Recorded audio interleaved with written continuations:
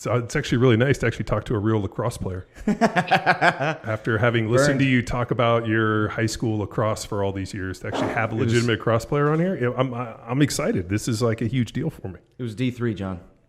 Yeah. So glorified high school. Yeah, it's like a shitty high school. Like oh shit. Yeah, you're not wrong. I mean, honestly, and we can ask our guests, but like your D3 college experience playing lacrosse was probably not as competitive as a like top end high school, like a high end high school program. Marcus, where'd you go to high school? Baltimore area, right? Yes, Gilman School. Gilman School. Yeah, Gilman School probably would have beat us. Yeah, they would have smashed you? Yeah. Okay. And not that there's anything wrong with that. Marcus, how many guys on your team like went to go play some ball?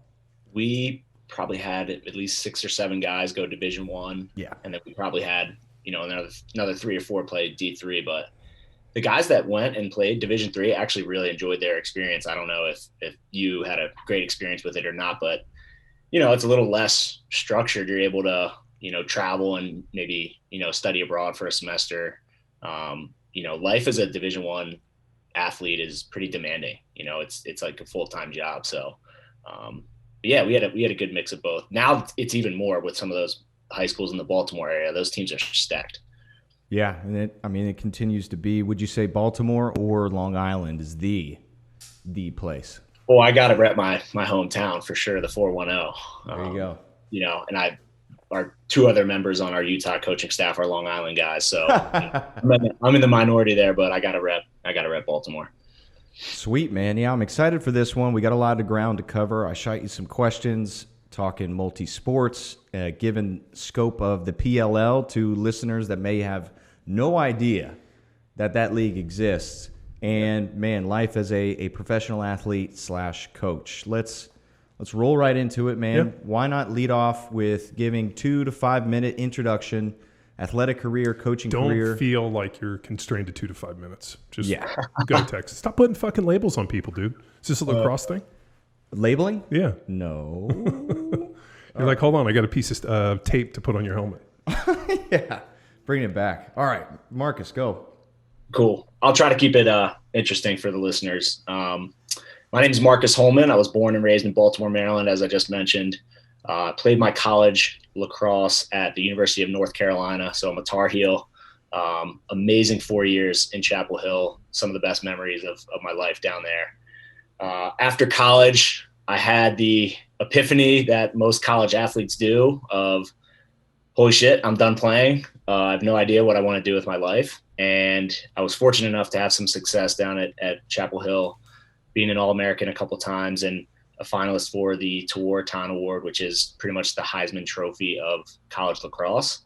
And at the urging of my dad, who was an assistant coach at the time at UNC, he was like, you've had some success with lacrosse. Like, maybe you should just stick with it. You can travel and do clinics and do private lessons. And at the time, a goal of mine was to make the world team, Team USA, which was we were preparing for the 2014 World Championship. So long story short, I stuck with lacrosse. The sport has given me pretty much everything in my life. Relationships, my fiance I met through the game. And it's taken me to some of the most amazing places on the planet. And I'm very fortunate to have it. And I'm currently living in Salt Lake City. I've got my 30th birthday coming up in a couple weeks. We're closing out the season. I'm an assistant lacrosse coach at the University of Utah. And then, as you guys mentioned, during the summer months from June to September, I'm a professional lacrosse player for the Archers Lacrosse Club of the Premier Lacrosse League. So the PLL was founded a couple years ago. It's a newer league, very exciting product. If you haven't watched a game, I would highly recommend it. We play on NBC Sports. A lot of our games are televised. So yeah, it's a lot of lacrosse for me, but like I said, I love it. So very fortunate to be where I am. Yeah, let's lead off with the PLL. It is a fun league, and they set it up interestingly. Instead of the traditional, hey, this is the Baltimore Bayhawks and a city owning a team, it's a traveling club. And from my perspective as a fan, the objective is simply grow the sport. So we're going to Dallas. We're going to all these places, Utah, that wouldn't traditionally have a professional team, but they're exposing to the league. So can you sum up the league itself and their mission, their goal, and why this traveling tournament style of professional games? Sure. Yeah, I think, it's interesting as you look at, professional sports in 2021, right? It almost seems like the athletes are bigger than the organizations. People follow LeBron James no matter what team he's playing for. People follow Tom Brady no matter what city he's in. So I think some of that has to do with the idea that they had of this tour-based model. And you see it in other sports, right? Like the PGA Tour or NASCAR. You just allow more eyes to be on the sport and attend an in-person game, which, again, lacrosse is such an exciting, fast-paced sport. Compare it to football, right? Like football, an average play is like 4 seconds or 5 seconds. And then you have a break for like a minute. Lacrosse is just nonstop, right? The only time the play stops really is when the ball goes out of bounds, and that's the 5 second break. So it's fast paced. The PLL has done a great job of creating buzz. It's almost like a little mini festival at the stadiums that we travel to. So I think that was part of their idea. I think their 5-year plan, I think down the road, they're going to look at potentially having those geographically located teams as the markets get bigger, right? We're going to be traveling to new cities this summer. We just got an email with our locations for the 2021 season, and I'm really excited. There's some new places that I haven't been. And again, lacrosse is now slowly becoming a national sport, right? Mm-hmm. You looked at it 20 years ago, it was all East Coast. It's Baltimore, Philly, Long Island, Connecticut. Now I'm coaching lacrosse at the University of Utah. Who would have thought, right? We're the first men's Pac-12 lacrosse university. So the game is growing. It's really cool. And, maybe one day we'll travel overseas and play an international game, right? There's some support in England. Japan is a country that absolutely loves lacrosse. A lot of professional players have traveled there to coach clinics and, obviously see their amazing culture. So, yeah, like you mentioned, just a way for more people to see it and get involved. I think this is the advent of social media. I mean, really, social media is brought in, and now individual athletes have so much more of a spotlight than they ever had before. I mean, it was so much based on teams, and now it's like, look at the individuals. Mm-hmm. Yeah, and that's, again, just to jump in, that's something that the PLL has totally pushed. They're almost like a media company first. They do such a good job of helping us promote our social channels, right? They know that we can get sponsorships or, interviews or, grow our following with amazing content by telling stories, right? The former league that I played in, which was called Major League Lacrosse, which is where I played the first 7 years of my career. The game would finish and I'd have to go on, Getty Images and try to find like a picture of myself playing, and I'd put it up on my Instagram with the Getty tag on it. Now we use an app called Greenfly. Right after the game is over, I open up my phone and there's 300 pictures right from the game and videos and slow-mo highlights that we can just put on our social channels, right? So like you mentioned, promoting ourselves within the PLL they've done a really good job with that. At least in the NFL, their reasoning was that they never wanted to promote players because they never want a player to be bigger than the organization. So then if a player gets into some contract deal, have you ever noticed that like instantly the fans just shit all over the player? But yet when a player or when a team cuts a player, they're like, oh, that guy sucked. But then if a player goes, hey, I want more money, I'm holding out, like that guy's such a piece of shit. And they did this on purpose. So that's why like the advent of social media, like you talked about LeBron James and all these players now have a platform at which to be able to provide this stuff. And the NFL has fought against this and still fights against it. I mean, so it's cool to see that there's a league actually pushing this forward and being able to same thing for me. I played in the NFL for 10 years. And dude, I still to this day have to go buy pictures of myself off Getty Images. And Incredible. I'll email them and be like, hey, is there any way I don't have to pay $1,000 for this? Or can I pay you $500? And like normally they'll be like, hey, it's because it's you. I can buy them for cheaper. But I remember being like, how fucked is this? The fact that these people went and took pictures of me at the game and they're selling me back the pictures and the NFL doesn't do anything to provide it for us. So it's just it's cool to see that leagues are actually taking a different approach, putting the players first and basically celebrating what is their biggest commodity. Yep. And that was their mantra right off the bat, because the founders of the league, Paul Rabel being one of them, who's, I'm sure if you guys follow lacrosse or have heard of lacrosse, you know who Paul Rabel is. He's the biggest name in our sport. Him and his older brother Mike, who was in Silicon Valley for 5-6 years working kind of in the tech business, like they had this plan to put the PLL out there, and they made it a reality. And their mantra right off the bat was, we're going to put our players first, right? And I've definitely seen the repercussions of that in a positive way over the past 2 years. I mean, there's always going to be flaws. Like if you want to nitpick, you're going to find, athletes will always find a way to like complain, I feel like, about certain things, but that's not really how I look at it. I look at it as my salary is tripled. We get equity in the PLL. We get healthcare if we want it, and we're playing games on national TV with amazing commentary and HD cameras. Like that's it. If you just would have said those right off the bat, I would be like, okay, I'm in. Where do I sign? So it wasn't really a tough decision for me to want to leave. And now the MLL they've merged. So there's just now one singular league at the professional outdoor level, which is really good, because for a couple of years there, it was like there was this league and this league, and it was just kind of awkward, honestly, for fans. So now it's easy. It's good. Much cleaner uniforms for the PLL, in my opinion, as a fan. Yeah. What was it like did you choose the PLL? Did you have to make that choice? Or did they seek you out to say, hey, we're going after player XYZ, we're bringing them in and paying them first? Did they draw you in, attract you, or were you left to make a choice once this league started up? It was they sought players out, and I think they had them in 3 tiers. And I've had a previous relationship with Paul.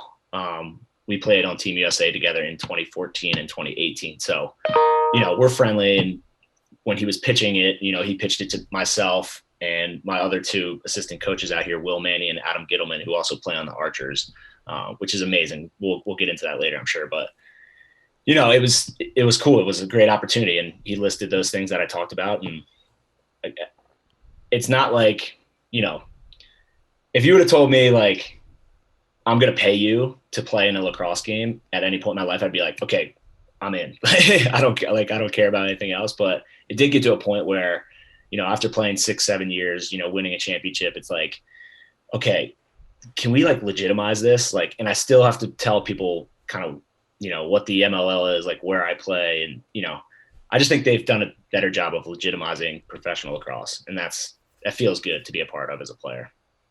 Yeah. Compliment to the fan experience. I haven't been in person, but aim to. Can you give us any hints on those locations, or is it all? Well, actually, can you get into the idea of a festival? So there's different teams, and you guys all travel at the same time to different locations and play a number of games? Yes, correct. So this year, let's say Baltimore. Let's say Baltimore's a location. I don't know if he's giving away cities or not. I don't want to pressure him. Oh, no. I mean, why would he do that? Yeah. Let's just hypothetically say Baltimore was one of the cities.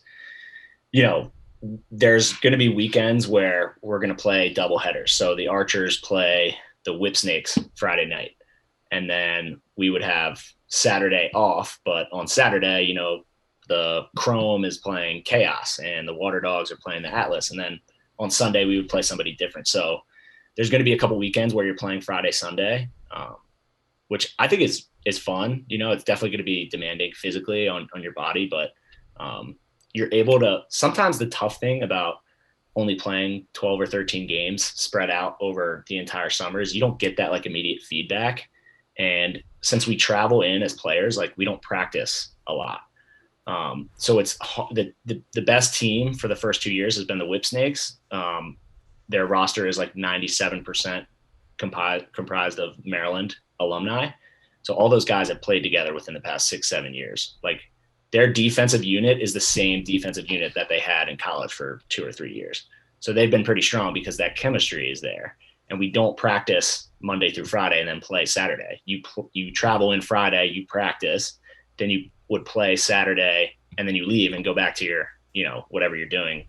A lot of guys work in the lacrosse industry, but some guys still have real estate jobs or, a couple guys work on Wall Street. Like it's tough to develop that chemistry. So I think playing on Fridays and Sunday this is my point, will be fun because you can get that immediate feedback, make adjustments, and then go turn around and play another game. So that's kind of what a normal weekend would look like. And then for the fan experience, right, you can obviously come to an individual game, but they like to promote it as kind of a weekend experience. Like you come Friday night, then you'd come Saturday, you have an accuracy shooting contest outside the stadium. You have a shot speed contest. You have giveaways from a lot of these lacrosse companies. You have a DJ. So just kind of a fun experience for kids. Do you feel that was based off the success of the lacrosse Final Four on Memorial Day weekend? Yeah, I definitely think that's been the pinnacle of our sport forever. And it's kind of interesting, right? Because people look at the Final Four like it's this mecca and it's everything. And then guys would leave and go play professional and like, you wouldn't really hear about it. The buzz would drop off. Yeah. Right. So just trying to equal that. And I do feel that we're going in this direction, and, professional lacrosse, I would say, is just as popular now as college lacrosse, in my opinion. I could be wrong, but I don't know if there's a poll out there or anything like that. Don't fact. Is it because nobody's been exposed to it? I mean, I think the first lacrosse game I ever saw was in college. Yeah. And I grew up in Southern California, so it was just not something that anybody played. And we went to college, and I got to go see a lacrosse game, and I was like, oh, this is actually pretty exciting. Did Cal have a women's team? Yeah, they had a women's team. So we watched the girls play. It was it was cool to watch. It wasn't until I saw guys play where I was like, oh, I get it. This makes a lot more sense to me, just from the the violence and standpoint.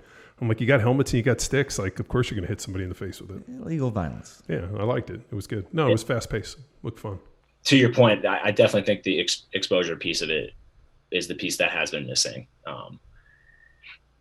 The prior league, the MLL, we were locked into a contract with this company called Lax Sportsnet, which is like a mobile app that you can watch all the games on. You pay a set price and you can watch the games. But again, I had my parents signing up for this app to watch the game, like stream it on their TV, and the quality just like wasn't good.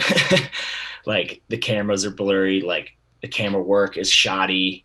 You can't really see the ball. Like some broadcasts didn't even have replays. It's just like, that's not a good viewing experience for the fan, especially the casual fan. Like the casual fan's not going to sit there and be like, this isn't fun. And that's why, again, trying to broaden our audience, like the Lax diehard is probably going to watch it no matter what, right? Like my dad will sit there and watch, a grain of sand if he can like see the lacrosse through it. But,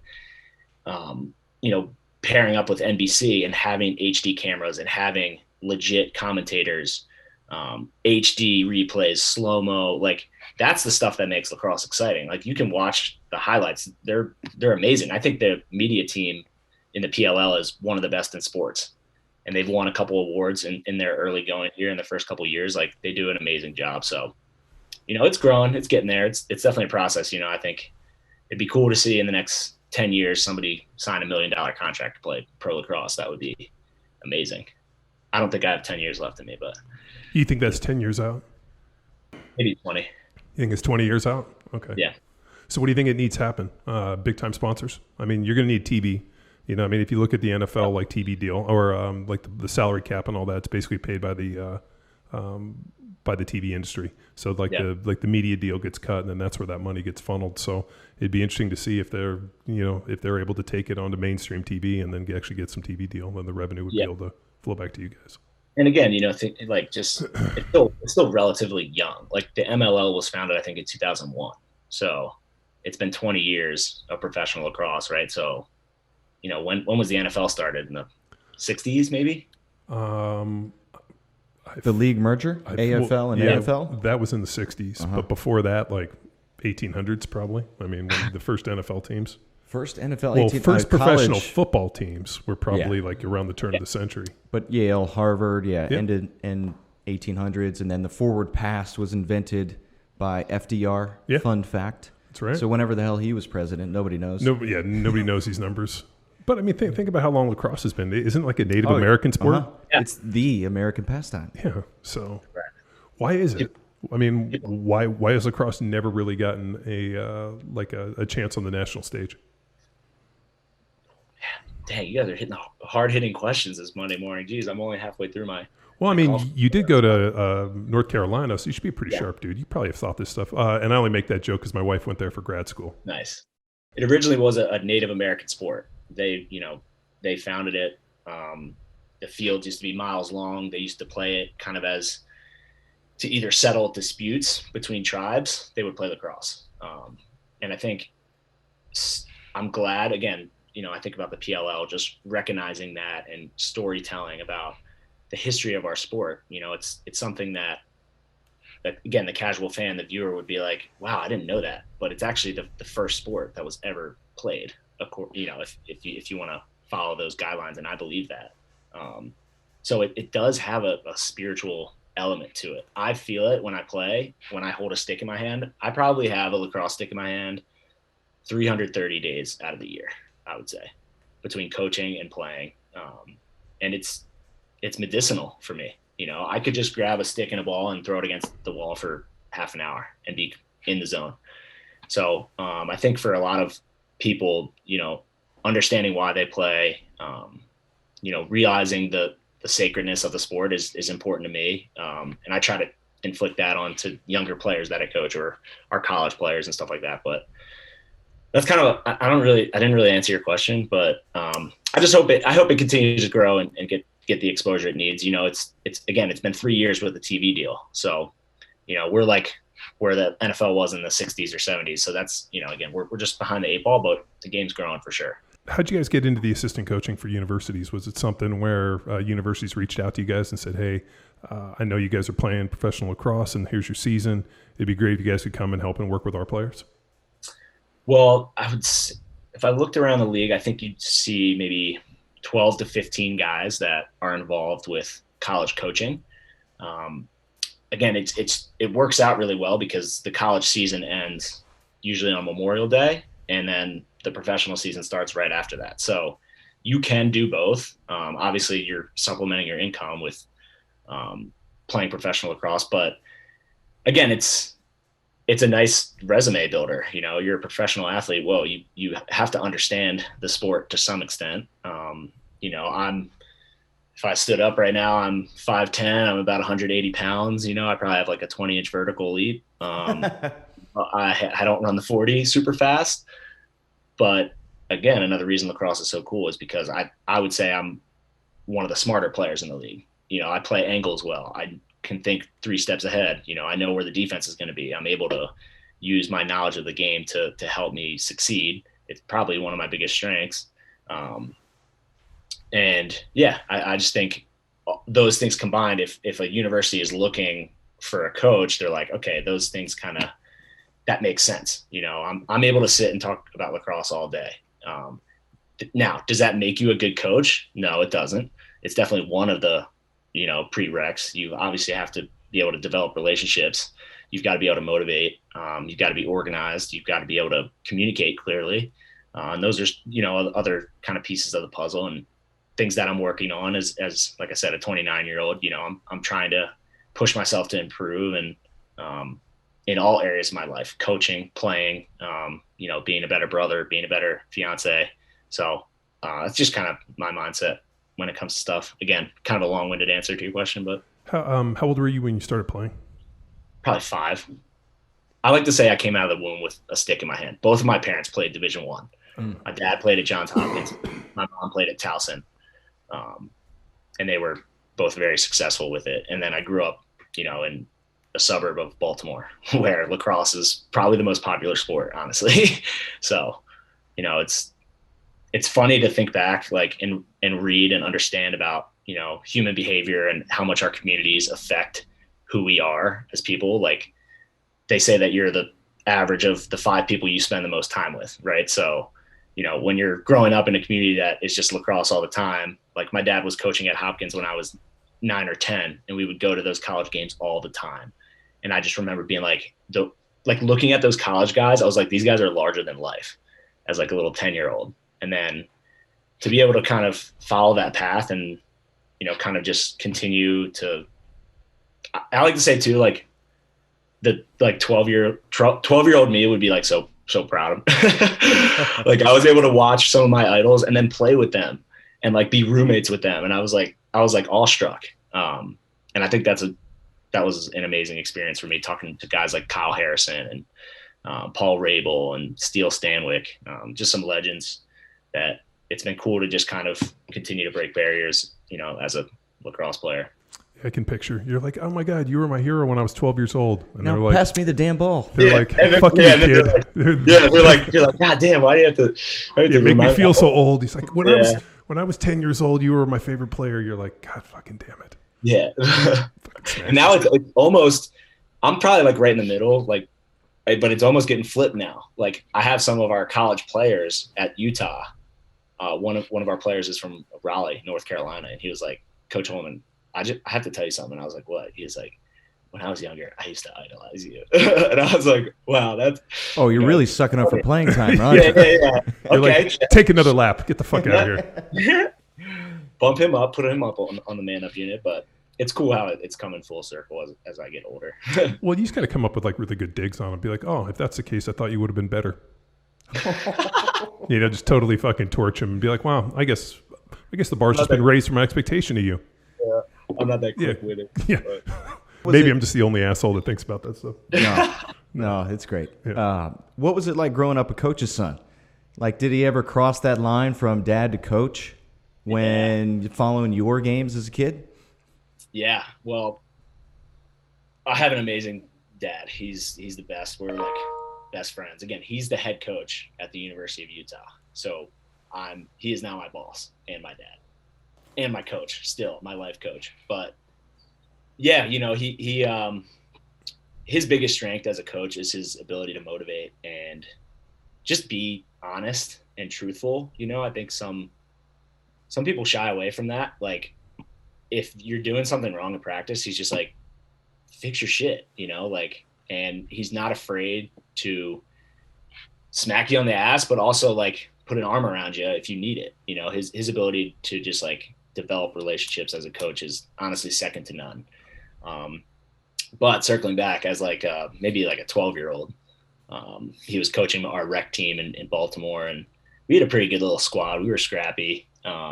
And I just remember him just getting on me, and as a young athlete like that, you don't really know how to, you're just trying to figure it out. You have good days, and then you're trying to figure out how to deal with, when you miss every shot and you turn the ball over. And he was just riding me so hard this one game, just like on me. And in my eyes, it was like, okay, he's not even coaching anybody else. He's literally just singling me out. So in the car after the game, I was so scared. I was so nervous. I was like, Dad, you got to stop yelling at me. Like, treat me like the other players. Like, that's not fair. Like, it's not helping me. And I was like, I got into him as like maybe a 12-year-old, or I don't know, maybe 14 or whatever.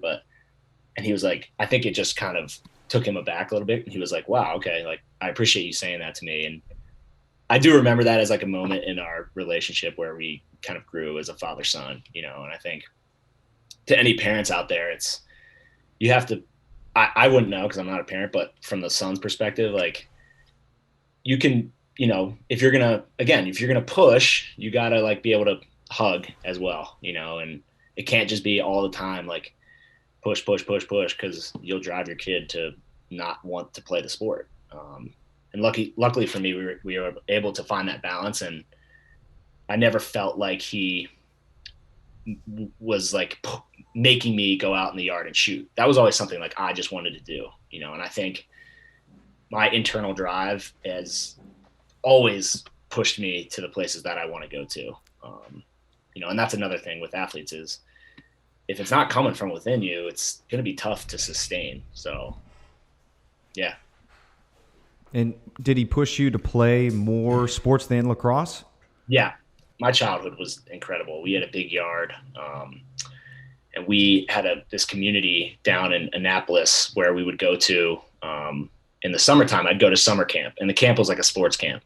So I just love competing in anything sports related, like dodgeball, ping pong, badminton, golf, tennis, like pickleball. Pickleball is a new one I've recently discovered.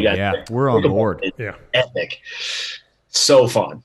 I think I'm one of the best pickleball players in the world. I'm just going to say that. No, there's some old people at this rec league we go to that are pretty good. Yeah. Well, don't you have to be over 90 to be actually really good at pickleball? It's all experience. Well, angles, John. Angles. Dude, the best part is when you watch the old people play, they don't even move. They just kind of like hit the ball. It's pretty impressive. Yeah. It's a fun. That is. Are you said you're a good ping pong player? Pretty good ping pong, yeah. Pickleball. Again. Yeah, we play a lot of ping pong. Okay. Yeah. Oh, it gets competitive in the office. Yeah, we have a ping pong table here in the office. Wow.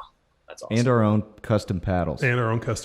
Marcus, so we're total dorks. Yeah, what's your custom paddle situation? Whoa. I didn't know I'm stepping into the ring of fire here. Yeah, no, it's a serious deal. That's how we settle all of our disputes, much like the Native Americans. Any dispute is settled on the ping pong. I'll be like, you know what? We'll deal with this on the ping pong table. You do win a lot. That's amazing. But yeah, I love sports. My dream when I was a kid was, first it was like go play in the NFL. Then second it was like, okay, I want to be a Sports Center anchor. I would wake up like 15 minutes early to go downstairs and eat cereal like this far from the TV and watch the top 10 plays, because they were always at the end of the hour. So it was always like 6:55 a.m. they would come on. I'd wake up early just to go downstairs and watch that. And boom goes the dynamite. Did you practice your own one-line droppers? Oh, yeah. Yeah, let's hear it. Let's hear your sports anchor top 10. I mean, you top have the shelf mic. Where Mama hides the cookies. You stick to top shelf. There you go.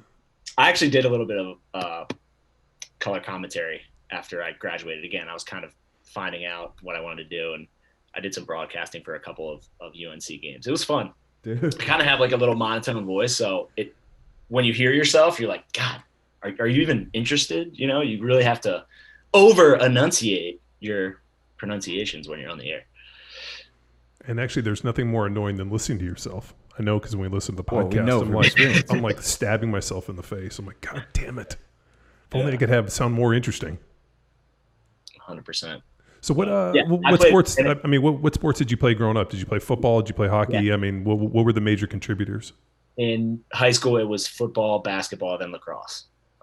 3 seasons, yeah, that's great. Oh yeah, yep. I was a pretty good football player. I was decent at basketball. I was kind of like the first guy off the bench. I was the hype man that would come in, just play defense and shoot the three ball from the corner. Yeah, shoot it. Kind of like a Kyle Korver, if you will. You guys know who he is, Mike Miller. Championship, yeah. Yeah. Was there a strength conditioning program early on within the high school, or did you follow something, and like how does it progress to what you do now? we lifted as a football team, I'm pretty sure. I didn't really get serious about strength and conditioning until my senior year of high school, where my junior year basketball season, we were like 6-20. We were not good, and they changed the head coach, and I decided my senior year not to play basketball. I was already committed to UNC. I really wanted to, again, dive into getting a little bit bigger and faster. So I started training with a guy named Jay Dyer, who is probably he's the guy in the lacrosse strength and conditioning program. He's trained the national teams, men's and women's. He's an awesome guy. He's got such a great, dry sense of humor. And his stuff is really challenging. So he kind of as he was growing and getting big, and he also is the strength and conditioning coach at Johns Hopkins. So I was training with him maybe 3 times a week. I was throwing up multiple times after workouts. And I really learned about what it's like to push yourself to those places. And I'm really grateful for that time, because, I think a lot of young athletes don't know how much is inside them until they get pushed, to a certain degree. And it was some of his workouts were designed that way, to just, okay, we're going to push you. We're going to see how far you can go, do 100 pull-ups and do 100 dips as fast as you can. Put the treadmill on 12 incline and 12 speed and run for as long as you can. Stuff like that. So obviously physically I was growing, but I also grew up here. And I would like to say that, my mental game is strong. It's definitely grown. And it's something that you can't neglect as an athlete. You can't try to just, go through the motions and not address the conversations that you're having with yourself, or not read. There's so much knowledge out there to read about the mental side of sports. It's really something that I've enjoyed as I've grown as an athlete. Yeah, growing up in Texas football, we started weightlifting. 7th grade was our first formal. And then when I was introduced to lacrosse at 16, it was just our football players getting together and playing football with sticks. And then going to college on the East Coast, Marymount University, Stallings and I, and I was the only person that lifted. We had a Smith machine in our fitness center. Which is actually the hallmark of every good fitness program is a Smith machine. Well, for getting a pump, but not training for athleticism. Yeah, well, I mean, but it helps you squat without hurting yourself. That's a whole different conversation. But we were able to get our assistant coach also coached high school in the community, so we were able to get some just thrown, discarded weightlifting equipment and got a squat rack in there. But still, it was pulling guys in to introduce them to the barbell as a player who was, unbeknownst to me, actually coaching weightlifting at the time. But, man, there was not a weightlifting culture within lacrosse from that window of experience that I had. And, I mean, as connected as the weight room is to football in Texas, I'd never experienced that on that East Coast. But, I mean, we didn't get a lot of multi-sport kids through my school. Why is that? I mean, it is strength conditioning and just being like, performance training not big in lacrosse, because it's always been thought of as more of like a club sport, something that people play in a rotation. Yeah. My answer to that would be football is a game of like your body. Like you're either blocking somebody or you're tackling somebody or you're trying to like run through somebody. Like you need to have muscle to be a football player. You don't need that to be a good lacrosse player. You need a great stick to be a great lacrosse player. If you can handle your stick better and you can throw passes here and you can shoot the ball here, you don't really need to, have that physicality element to your game. Some guys now, again, that's kind of like the old way to view it. Like we don't need to lift. Lacrosse is more of a running sport, but that's why it's really hard to find legit like strength and conditioning programs for lacrosse, because you either have the football regiment, which is let's put 500 pounds on our back and squat and let's bench press, but like how am I applying those? Or you have the element of like I have to be able to run 5 miles. Like how do I train for that? So it's tough to train for it. You want the mass, you want to be physical, you want to be strong, but you also have to train the cardio element of it too, because I was wearing a Whoop last summer for our games, and I think I was wearing a Garmin GPS tracker, and I was averaging like 4.5 miles a game. And I play attack, so I'm only on like one half the field. So some of the midfielders are running probably, I would imagine, close to 6-7 miles. So it's tough to train for. And I just think now as we push forward, and again, we're legitimizing the sport, like guys are no longer just like showing up and playing. I think 10 years ago, you would see guys that would just like, not train in the off season and just like were skilled enough to play. Now with higher salaries, better benefits, guys, it's cutthroat, and there's only 8 teams. Like there's a lot of really, really good players that are not going to be playing professional field lacrosse this summer, and it's kind of the harsh reality. And I have a lot of motivating factors. That's definitely one of them. I want to continue to see my career out, and I know the younger generation is better. Kids in college are doing some shit that I've never even would think about doing as a senior. I'm seeing kids throw bounce passes, scoring goals one-handed. Like it's just incredible again, I see the growth, at all levels. But yeah, that's a long-winded answer to the strength portion of lacrosse. I call that the social media effect, because kids today are getting to see what everybody's doing. And I always think too, when I was growing up, if there had been social media and I knew that there were people out there doing this stuff, like it kind of blows my mind. I mean, we have so much access to information, and kids are able to see so much. Like I was tripping out today. I saw it was on Instagram, had like I think it was like ESPN was showing this kid, and he probably had to be like maybe 9 or 10 years old. He had a hoop set up in his mom's kitchen. And I saw that. And he was doing like 360 dunks, And I mean, like crazy windmill with his hand across. He did like a reverse. Like this kid's dunks were insane. And I realized it was only on like the top cabinet, but like he was jumping in slow motion and like the hang time was insane. I'm like watching this and I'm like, fuck, if I was 9 or 10 years old and I saw this kid do this, I would have gone and got a hoop, put it on in my mom's kitchen and tried to do it myself. Yeah. And now it's like there's this other element of professional sports where guys maybe just want to go viral, you know? And I think it's like I saw a couple times last summer where a guy catches a pass and maybe he could score it, you know, the fundamental way, but he tries to go between his legs because he knows that if the slow-mo highlight, you know, if he makes it, it's going to go viral. He has a chance to, you know, blow up and be on SportsCenter. His following goes up. You know, it's a weird dynamic there. I see so much of the positives of social media, but there's also some negatives. I'm sure you guys are aware of that. Well, what if he missed? He did. Well, he went between his legs and he missed. Yeah, but if he missed, nobody's ever going to see the highlight. Right. So you know, it's like like you said, you know, you make a mistake, you miss. Nobody's going to see the highlight, but if you make it, now all of a sudden you're the hero. Yeah. All right. You know, it's not like they have like he tried to do this for social media compilations and just fucking gets humiliated. Maybe they should do that in a game. No, like failed. But the beauty is the heated competition. There's only so many roster spots, and a lot of guys left off. If he keeps on missing that, he's going to find his way off the team. Yeah. How many guys play in the whole league? Like, how many people are on each team? Our active rosters are 25 players, and then we travel 19.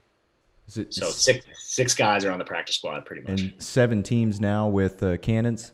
Yes, correct. Who picked these names? The Whip Snakes, like bro. I don't know the lacrosse vernacular, but they sound like little kids pick these out of hats. Well, it sure beats the MLL teams. I wasn't a fan of the whole branding of that league, man. Yeah, I think it was. I don't know. I think they hired a designer. Marketing people paid them millions of dollars to come up with these names. You're like, oh, that's not my. That's above my pay grade. But I'm a fan of archers. I love. Yeah, you landed on a pretty good spot. What are some of the other names? We got the Whip Snakes. We got the Chaos. Chaos's logo is like a scorpion. It's kind of cool, but their jerseys look like BMX shirts. They look very afflicted. Yeah, kind of like those jeans you have with the bedazzles on them.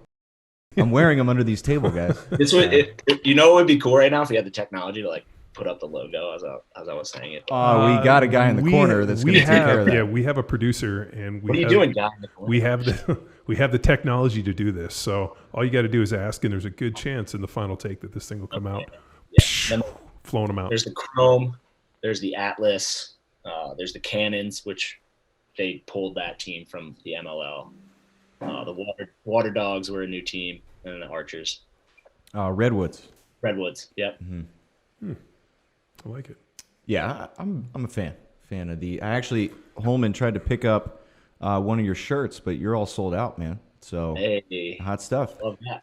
Did how did the team selections go? I mean, obviously they have these kind of floating teams that aren't necessarily geographically tied to anywhere. How does it, like, is there a draft, or did they go out and just sign free agents, or how did the segmenting of the players, like who went where, how did that work? I think they factored 2 things in. One was your college affiliation, and then second was the previous league, if there was connections with guys on the same team. Like, for example, our team, the Archers, we have Will and Adam who are coaching out here with me in Utah. You know, we came out here 5 years ago to coach at the U, and we've been very active in the community. And, you know, Utah is home for me right now, right? So when I think of that, if you put all of us on the same team, you kind of have a little mini fan base there with all the kids and players that we work with in the state of Utah. And then I think our college affiliation was UNC. I think we had our first year, we had maybe 5 or 6 guys from Carolina. And then we took like 3 or 4 guys that were on my Ohio Machine team from the previous league. So it's definitely a blend, but you know, for example, the Whip Snakes, like I said, are all Maryland guys. The Atlas, their first year, Johns Hopkins was supposed to be their base. The Redwoods are Notre Dame based.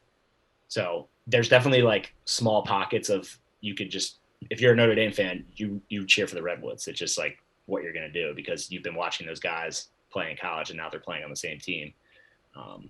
And then some of the like the Water Dogs are kind of a random compilation. The Chaos is very Canadian based. They probably have like 75% of their roster is from Canada. And the Canadian style of playing lacrosse, I'll try to break it down in a sentence or two here, is they play box lacrosse, which is in a hockey rink. Everybody has a short stick and it's 5-on-5. So their style of playing is much more stick oriented. So if you watch a Canadian player play, his hands, like he has great hands because like they play hockey and they're just playing a lot, versus like an American born player traditionally is a little bit more athletic, runs better, maybe is physically more imposing. It's kind of like the combination of the styles there. And in case you guys were wondering. No, that's super interesting. Marcus, have you ever heard of futsal? So indoor soccer, yeah. So futsal. It's similar to lacrosse, shorter windows. You got to have great stick skills, and then a goalie and giant hockey pads. So you got to be very accurate to score, and a smaller goal. Smaller goal, and man, it is tough. You can't play box and not be tough. D-Middy's dream, yeah. Yeah, I was able to play on Team USA in 2015 in the World Indoor Championships. I was trying to figure the game out on the fly. I was just running around like a madman and trying to score. It's fucking hard to score. That was always my downfall playing indoor lacrosse. It's just so hard to score. Did you wear shoulder pads indoors? Yep. And I ran into a guy full speed and did my AC joint of my shoulder. What's the wave of no shoulder pads? Because as coaching kids, they see that at the pro level, and you got to fight to actually have them wear the shoulder pads. I'm gonna be honest, like I don't know why that like became a thing. Again, I think it's just like the casual nature of maybe the previous professional league, and it's just like a little bit heavier, we're playing in the summertime. It's 85 degrees down in Atlanta. Like that added, weight, those 2 or 3 pounds, like can take a toll on you. So I don't know. I've tried so many different things. I've tried wearing, I think I'm going to try this again this summer, wearing like an undershirt that basketball players wear that has like the pads right here on the ribs. Cause a lot of where I get hit is if a guy's cross-checking you, right, it's either like when you turn your shoulder, it's either like here where I'm protected. You wear an elbow pad that covers kind of your arm, or it's like on your hips, which you can't really wear, unless you're wearing a football, padded leg suit, you're not going to have protection there. So just thinking about like protecting my ribs a little bit more, but knock on wood, I've had a. So the pros don't wear shoulder pads. Less is more. Correct. I get that. Yeah. The goalies, they're even wearing less. I mean, have you guys ever noticed anybody in the NFL wearing pads in their pants? No, like no knee pads for DBs. Dude, a lot of guys, like nobody wore thigh pads. Nobody wore hip pads. Most people. Yeah. I used to wear thigh pads because unfortunately I got speared in the thigh and I was super nervous about it. But for the most part, like nobody ever wore any pads in their pants. And then we would take our shoulder pads and we'd fucking cut them up and make a bunch of alterations and try to remove as much shit off them as you can. Is that to feel light or? Yeah, it was that like whole like ounces equals pounds kind of a deal. But I don't know, maybe it was psychological. But I guarantee in the NFL, if you told dudes they didn't have to wear shoulder pads, there'd be somebody out there trying to not wear fucking shoulder pads. Well, I want to get into recruiting. So you were a multi-sport athlete. Now you get the opportunity with Utah to go hit the recruiting trail, and you got a kid from Raleigh as an example. Do you personally look for multi-sport kids, or is it all now, hey, this kid plays on X club team, we can trust that coach, here we go, but he only plays lacrosse? Yeah, it's a lot of factors. I think if you asked me 10 years ago, I would say if the kid didn't play multiple sports, then we're not going to recruit him. But I think when I think about building our team now, this is our third year of Division I. I want lax brats. I want a kid that absolutely loves lacrosse, that eats, breathes, watches the Pro League, knows who everybody is watching college highlights. Like, I want those type of kids around, because I think that our knowledge of lacrosse as a coaching staff is second to none, and I think just like that's important, so it's a balance. The other piece is developing those relationships with those club coaches. Lacrosse is kind of at a weird crossroads with like high school versus club. It's kind of like the basketball issue with the AAU and stuff like that. So developing relationships with high school coaches and club coaches, and then just getting on the phone and really having honest discussions with these kids, asking them, what are your aspirations? Like, are you just going to be happy, like making the team? Do you want to be the best? Do you want to be the best that's ever played? Like, and just kind of getting that feel for them. And, you're not going to go 100% all the time. But I think where we're at right now with Utah, we just got accepted into the Atlantic Sun Conference, which is that's going to be a conference that's starting next year. And that's exciting for us because these past couple of years, we've been recruiting kids really with no conference affiliation. With the only way we're getting in the NCAA tournament is if we run the table, and that's pretty unlikely.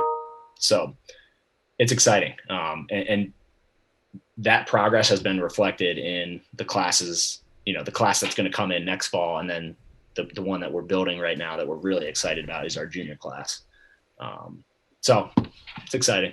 Are there hotbeds that you recruit out of? I mean, obviously the East Coast. So coming from Utah, and you kind of, growing up in Baltimore, where the hotbeds of this stuff is. Yeah.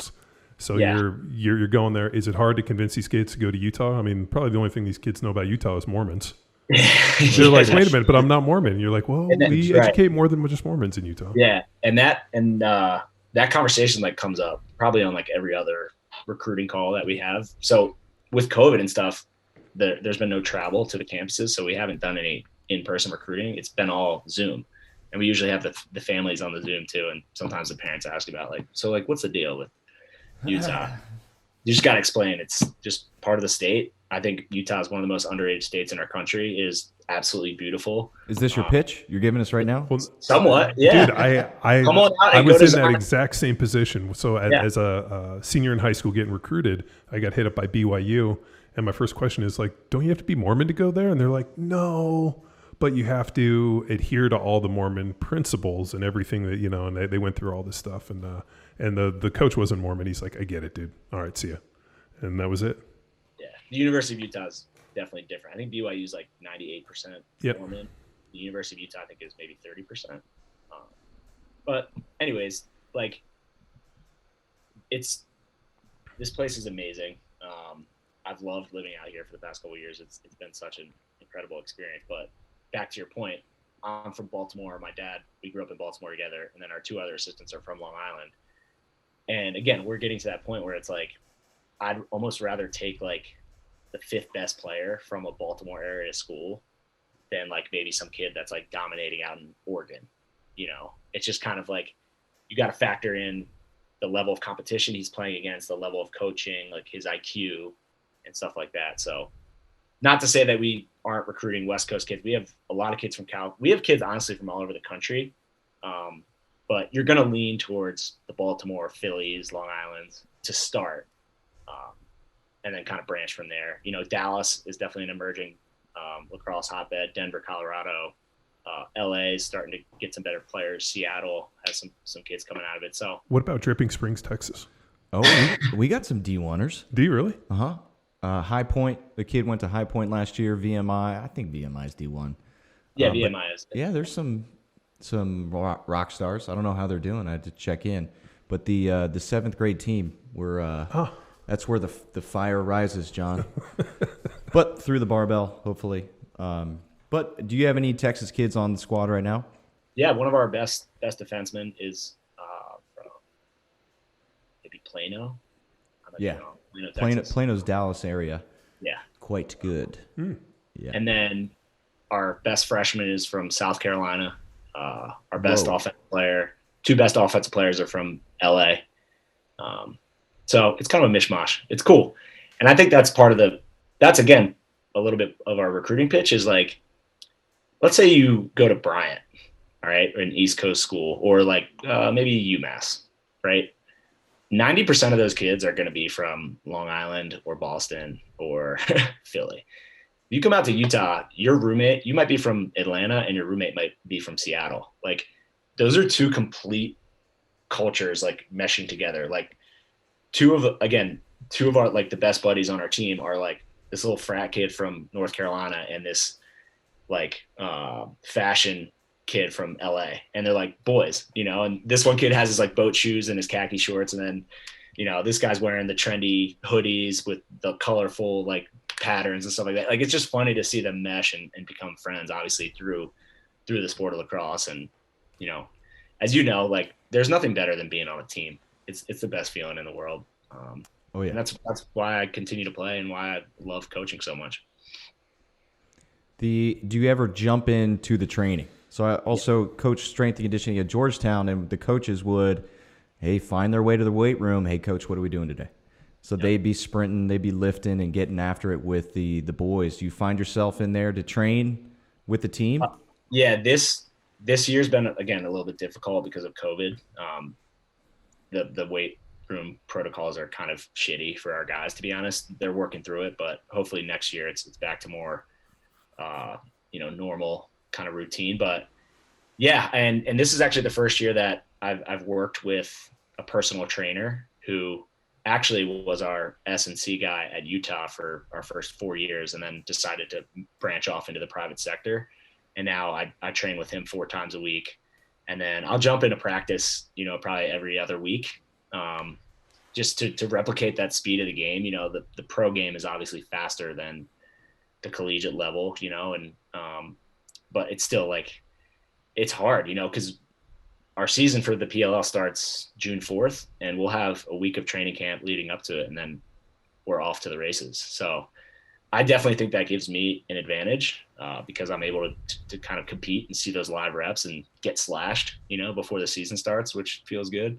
So yeah, it's fun. I love it. One hand definitely feeds the other. I think being a player helps me coach better. Again, I'm just like, I have to study the game. I have to kind of think, what are the new kind of flows or the new offenses or schemes or stuff like that. And then I think being a coach helps me be a better player too, because, I coach the fundamentals, and I have to remind myself of that sometimes too. Like, hey, bend your knees when you pick up a ground ball. Like, don't shoot this between the legs to try and get on the highlight reel. Just like finish the goal, score for your team. So stuff like that. Yeah. Did your boys ever call you out for like, hey, coach, I saw that one-handed ground ball? I think what's up? There's been a couple subtle chirps, but nothing major. Do as I say, don't do as I do. Exactly. And I try. That's like the toughest part is I try to not. I would never tell my guys something that I would never do on the field. So I do think they appreciate that, and I just want to be honest with them. Any training partners with the new personal trainer, or is that all one-on-one stuff?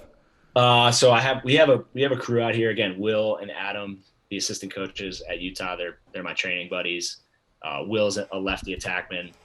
I'm a righty attackman, so we're able to feed each other when we go out and shoot. Adam is a goalie, so we're able to shoot on him. Perfect. If we want live reps. Yeah, it's amazing. It's a little brotherhood we got out here. And then we have Kyle Hartzell just moved here, who's been a professional lacrosse player his whole career. Played with him on Team USA. He just moved here from California, so he's jumped in and started training with us. So again, it's great. I'm, like I mentioned earlier, I'm pretty internally motivated. I would go out and do the shit myself, but it is fun to have other people around, and you get some Meek Mill going, you get some Rick Ross playing, you get some Rage Against the Machine on the speakers, and you start getting after it. So it's fun. Let's stick with that. You said you're pretty internally motivated, and were you captain at UNC? So leadership role in that respect, and now you certainly are a leadership role as a coach. Yeah. Man, are you finding, is there less or more internally motivated kids that are joining your team? Or is it drifting away as, parents change, kids change, community changes in the U.S.? It's a good question. There's definitely helicopter parents out there that are just trying to just live their lives through their kids, and don't allow them to kind of step out and take chances and take risks. I mentioned that community that I grew up in the summertime with, going to summer camp there. Like, I would leave our little house at 9 a.m. and I wouldn't come back until like 5 because I was out at camp all day. I was on my own. I was exploring. I definitely think some of that is missing, and it's like little neighborhoods and communities and stuff like that. Like, that's such an amazing part of being a kid. You have to learn how to fall and scrape your knee, and you can't go crying home to mom or you'll be labeled as the crybaby. You have to tough it out to be a part of the crew. But I something I've just like discovered that I like to say about leadership is that it's a choice. Like I do think some people are born with that. I've always felt like I wanted to be at the front of the line. If we're running cross country in 5th grade, like I wanted to win the race. If the coach brings us up and we're in the huddle, like I want to be in the front. So I do feel like some of that I was born with, but it's a choice that you make to be a leader. It takes courage to step in and tell someone, hey, that's not the way we fucking do things. Like we do it this way. To be able to communicate with your coaches and the rest of your teammates, to have humility, because normally leaders are some of the better players, right? So not putting yourself ahead of the team, and being able to, again, like take a stand when things aren't going well, and, encourage guys and, push them to be their best. So I always found that like really fun. Definitely in high school and in college as well. I was actually solo captain my senior year at UNC. So that was a pretty big responsibility. That's honestly might be like the highlight of my life. But again, that was the label, but I had 3 or 4 guys that I had so much trust in that pretty much by the end of the season, they were captains too. So it's fun. I definitely relish, being a leader. I'm not afraid to get in the huddle and fucking fire guys up. I grew up watching Ray Lewis and I like idolizing him. How could you not want to get in the huddle after that guy? John's a big Ray Lewis fan. Oh God, Are you joking? I fucking hate Ray Lewis. Sarcasm. That's all right. Dude, I played for the Eagles. Okay. So we used to have to go down to Baltimore and see fucking Ray do his 20-minute dance like Yes, in sir. pregame and just be like, this is the fucking worst. I'm going to absolutely murder this fucking dude. No, it got the other team riled up, Dude, right? have you ever seen, they stopped doing it, but they would fucking pan to the other teams and you just see dudes just sitting on the bench being like, you got to be fucking kidding me with this guy.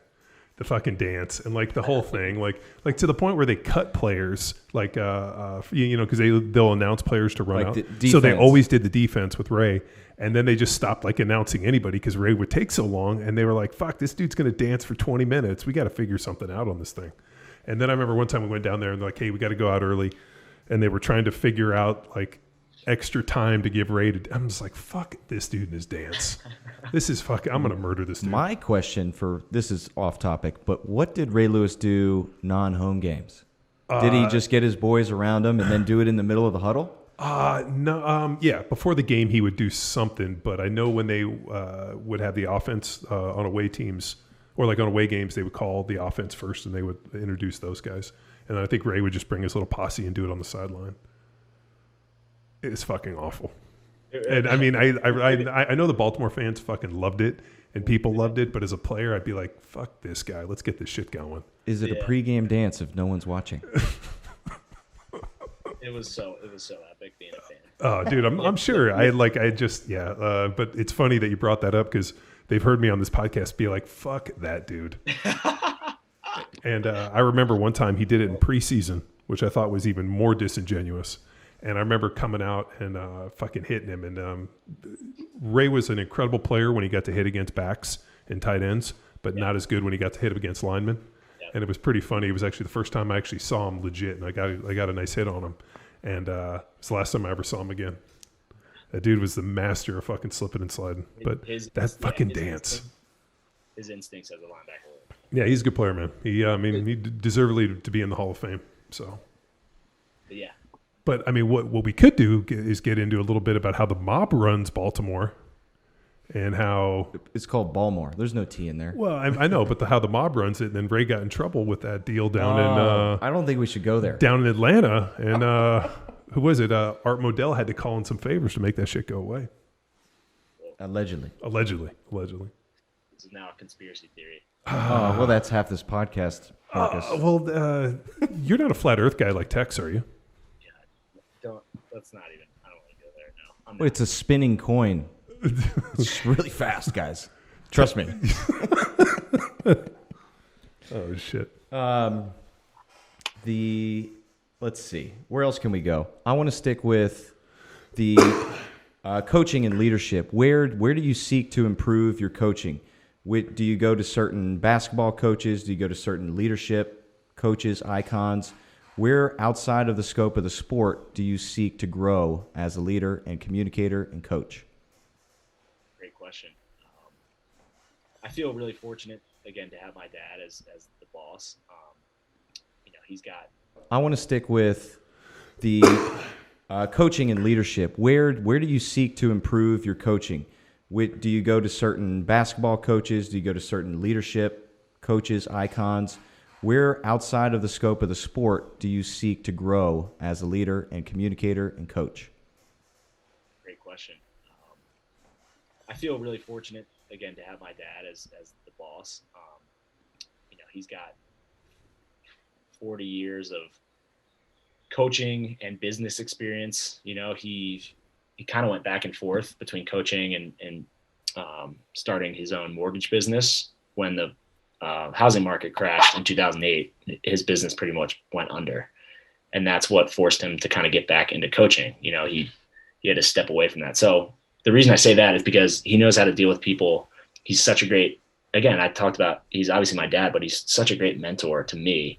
And I know our other assistants as well, because, Adam is 32, I'm 29, Will's 29. So we have a relatively young coaching staff, and my dad is 60. So he's able to really mentor and lead us. I feel fortunate to have him there. And if I'm struggling, I'll go and talk to him, and he's honest. He's as honest as they come. So he'll give me feedback, whether it's positive or negative. So, but yeah, and then I think we talked about social media. There's so many, motivational like pages or like Twitter accounts and stuff like that, where I actually follow, this is kind of a sidebar, I follow a couple of basketball like gurus on Twitter. The motions of basketball and lacrosse are kind of the same as an offensive coach. So it's kind of fun to like, we actually, our assistant coach and I, this is now, I'm spiraling a little bit. We sat in on a basketball practice at the University of Utah the other year, and we took a set play from them and we've been using it in our offense. It's a pretty unique style of picks and movement and stuff like that. So again, I think inspirations can come in many different forms. I do like to read. I'm a Tim Grover fan. I think he's got a new book coming out. There's inspiration to be found anywhere. So yeah, personally lean on the John Wooden and Pat Riley as of late. Just the success he's had over decades is undeniable. Yeah. So is that where you're getting your hairstyling tips from? Fuck yeah. You're trying to be like a... There you go. I was going to say, knows. Both you got. Well, he's got like hockey hair. I was like, man, you look like a Canadian hockey player. Well, the season's coming out, John. He's got to grow it out. I got it. Flow. I was going to save this to the end, but I need to know the lacrosse vernacular. What are the waves at the college level nowadays? Because it transitioned from flow, lettuce, and then by the time I was done at the college level, bounce. It was bounce, and I stuck with bounce. Wow. Oh, baby. Like the little flick? Yeah. That was bounce. So I don't know what it is now, and I'm just curious. I think it's still flow. That's great. Man, it's growing up in Baltimore, they used to call it like the Balti haircut, which was like, nice and short up at the top and then, business in the front, party in the back kind of deal. So you guys are rocking the mullets. The mullets, yeah. The mullet is still a haircut in Philly. Classy. Yeah. Like the classy mullet. Yeah. Do they know? Like, is it an intentional or is it just the way? I just think their hair grows that way in Philly. Oh, it's the you water. You telling me it grows in all redneck like that? It's actually the water in Philly just forces the hair to grow that way. Yeah, the cheese sticks. Yeah, the cheese sticks. How about trash talk on the field? What's been the evolution of trash talk in your career? So as an attackman, he gets a lot of downtime. If the ball's on offense for the other team, he's just chilling one-on-one next to this dude on the offensive side. What has been this evolution of trash talk in 20 years of your lacrosse career?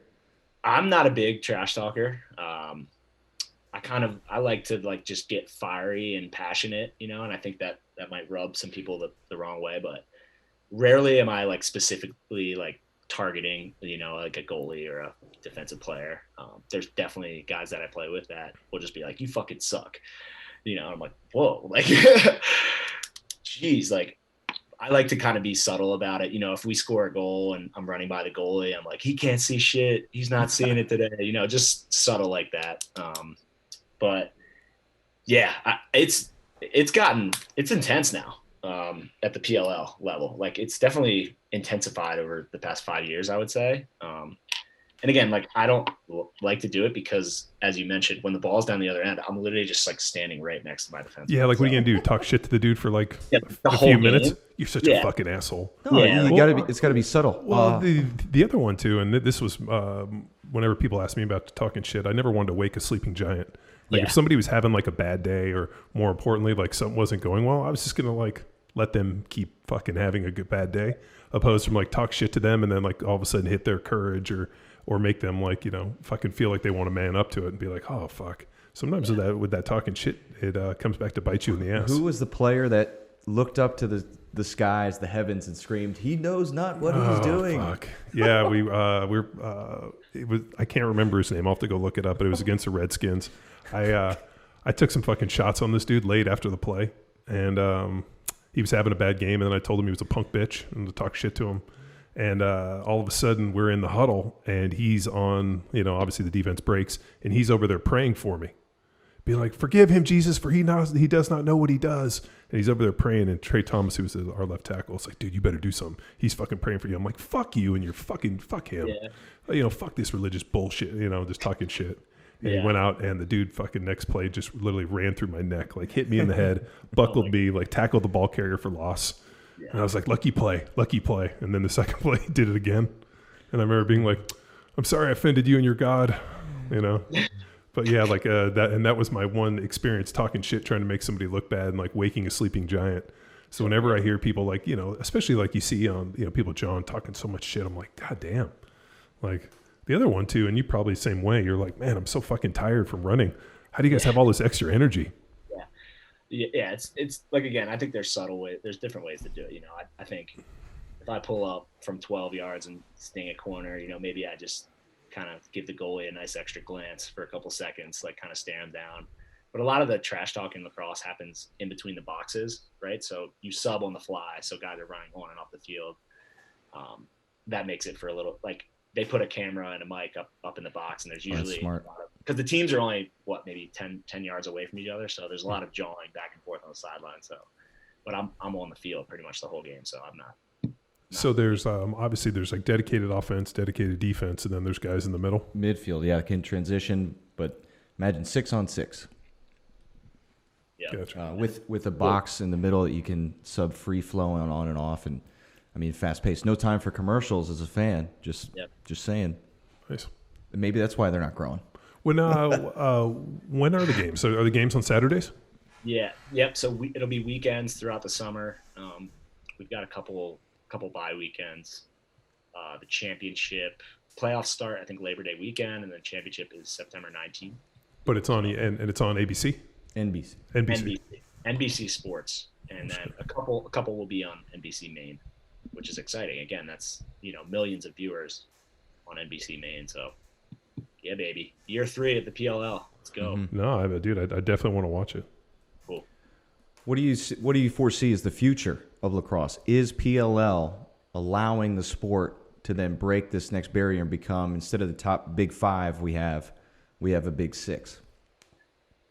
Again, that's, you know, the 20-year vision, I'm sure, is $1 million contract for a lacrosse player. And, you know, we just got to keep pushing. We're still the baby, as you mentioned, the big 4 and stuff like that. You know, I see fucking cornhole on ESPN, and sometimes it just like grinds my gears a little bit, but you know, we just got to continue to push, and at the PLL is definitely the platform. They're they're doing a great job with it. Sorry to dude. No, I know exactly what you're saying. I saw fucking cornhole on ESPN and I was laughing, and I was thinking to myself, any sport that dudes can play and the drunker they get, the better they are. I don't know is really a sport that should be on ESPN.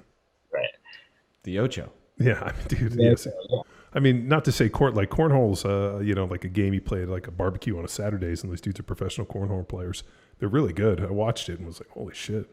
What? I mean, there's so many weird sports. I've seen ping pong, which is awesome. Dude, professional lacrosse isn't an Olympic sport, is it? No, but it's being pushed pretty heavily. There's definitely some communication with the Olympic Committee and the World Lacrosse Committee. So the goal is LA 2028. Lacrosse is an Olympic sport, but what they've talked about is shrinking the field and making it pretty much a 5-on-5 game with like a 50-yard field, just so they can shorten the rosters so more countries can play, right? Like Argentina has a lacrosse base. There's guys down there that play, but there's probably only like 5 or 6 of them that are actually like real that could compete against other countries. So all you need is 6 guys to have a legit team, instead of having a full roster of like 20 or 25 guys. So it's kind of a quirky idea, but I would like to see it. Well, that's the approach rugby took. Yeah. Full field 15s wasn't going to make it, but then 7s, they were able to break that barrier. And last I checked, I believe it was 50 countries minimum need to play your sport. And that would have been tough for lacrosse, but the World Games has certainly expanded that. Marcus, did you play when they went to Israel? Yes. Is that the last one? Yep. Gold medal. And usually it's just USA and Canada, essentially, right? With the Iroquois being, like, they're trying to push for one of those top 2 spots, but it's been USA and Canada for the past, 10 rounds. That is an intense game. Mm-hmm. I'll tell you, playing in 2 of those. 2014, we lost. 2018, we won on a buzzer beater. I've never been checked harder. I've never been in a more intense environment than a gold medal USA-Canada game. When's the next World Games coming up? That will be supposed to be – it's every 4 years, so it's supposed to be 22, but I think, again, COVID, I think it's bumped back to 23 now. Have they factored in PLL season for that? Because I know they're both summer. Yeah, we haven't gotten to that point yet because 2018 was the last year without the PLL, so it'll be interesting to see because that is always an issue, creating the schedule around those guys that are leaving because every player that's in that USA-Canada game is in the PLL. Yeah. So. Man, with the World Games – That's where, I guess, basically, what's the rule? My brother-in-law tried out for the Netherlands team, and his mother was born in Netherlands. So, that was enough for him to be considered for the tryout. Yeah. So, a bunch of guys do it. Ireland that were, not Ireland-born still got the opportunity to get wear their colors. Yeah, it's cool. I had a teammate that I guess was maybe second-generation Italian or something like that, or third-generation. He played for Team Italy. England is another one. So it's cool. Man. So I guess all that's left, man, where do people go to follow you and support you for the upcoming season? Yeah. So on social, I'm Marcus Holman 1. Pretty simple. I wear the number 1. Can't miss me out there. I during season right now as a coach, I'm not usually as active on social with posting and stuff like that, but during the summer, we'll get a little bit more creative. I fired up Twitch. What about your Ray Lewis dance? Oh, yeah. Do you actually have a Ray Lewis guest dance before every game? I don't, but I could, Well, I mean, if you're a big fan of it, why not? I mean, that might be good for social media. And if you come out and you're little Ray Lewis influence, come out and you're doing the whole deal. The bird, is it supposed to represent a raven flying or something? Nobody knows. Yeah. Nobody fucking knows. The Hot in Here queued up. Remember this last piece of that, the theatrics of that, they used to bring out the little patch of grass on the turf field so he could pick it up and put it on his jersey. Oh, I didn't know that. Bust it up. Yeah, no, it's you do Ray Lewis dance and tell me you won't get fired up. Dude, I just having been on the other side of it, it's just so painful to watch. But the fans absolutely go ballistic. Like they would wait for it. And I mean, he branded and marketed, and it was the part of the deal, you know? Oh man. How about pregame playlist? Like what's in your headphones when you're getting warmed up and fired up for the game? Yeah, I'm the DJ, so I kind of have control of what we're playing. Obviously, I'll take some requests, but I like some electronic music, you know, Rage Against the Machine. I'll listen to rap. We're kind of all over the place, like with the pregame. So, Waka Flocka Flame is big. Grove Street Party. That's a great hype song. If you've never heard it, put that one on. It'll get you going. I do appreciate the Rage Against the Machine. Yeah. Bulls on Parade. No, I mean, well, It's dude, J.J. Watt's theme song. Is it really? Well, no, it was the Texans D for a while, and then No, but what trips me out is, Rage Against the Machine was huge when I was in high school, like when school was in the 90s. So it's interesting to see that like it's come back and people are still into it. I'm like, they're still raging. Well, what's this machine? Are they? Do you remember that girl's like, why are they raging against everything? You know, you're like, they've been talking about this shit for years. But no, that's good. Sweet, man. Yeah, dude, we appreciate your time, and we'll certainly be watching this summer. Yeah, man, I'm a fan. And following the college team as Utah grows and starts to be competitive, pulling kids from all over the U.S. Yeah, no, it looks like a fun game. I have 3 kids, and it's something that Tech's got the girls' lacrosse sticks, and they still actually they use them in the house all the time, but more as weapons to hit each other. Hey, that's how it starts. So that's how it starts. But no, it's cool. I'd love to watch a little bit more of it, so I'm stoked to watch it. Cool. Awesome. Well, thanks for having me, guys. I enjoyed yeah. it. Thank you. Monday conversation. Sweet. All right, and Bye. I'm going back. I'm a loaded freight train and I'm right on track.